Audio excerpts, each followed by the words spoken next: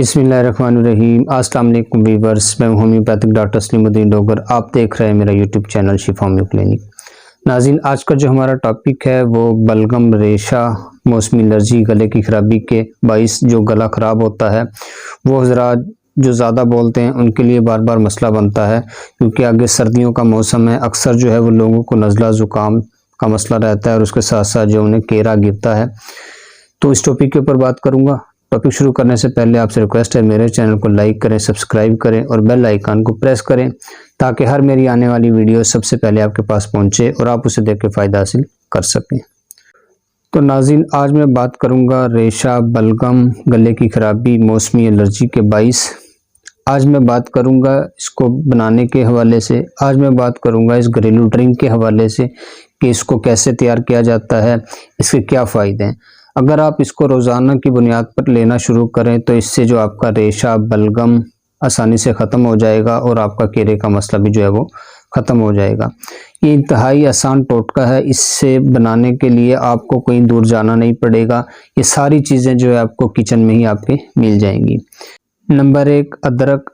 अदरक एक ऐसी चीज़ है, इंतहाई अच्छी चीज़ है। ये रेशा, बलगम ख़त्म करती है और अल्लाह पाक ने इसके अंदर कुदरती ऐसे इफ़ेक्ट्स रखे हैं जो रेशा बलगम को ख़त्म करते हैं और साथ साथ जिस्म में किसी हिस्से पे भी जो इन्फेक्शन वगैरह हो उसको भी ये ख़त्म करते हैं।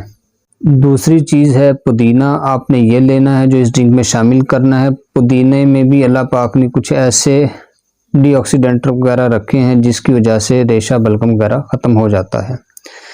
तीसरी जो चीज़ है वो है काली मिर्च। वो आपने बिल्कुल थोड़ी सी चुटकी एक डालनी है।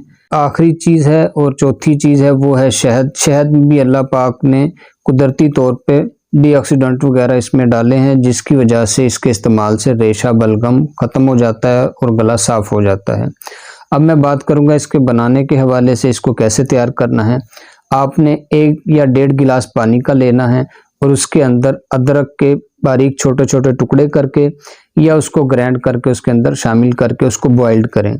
जब ये बॉइल्ड हो जाए उसके बाद आपने पुदीने के 4-5 पत्ते डालने हैं और सिर्फ 1 चुटकी जो है वो काली मिर्चों की इसमें डाल के जो है उसे आपने किसी बर्तन से उसको ढाँप दे दें।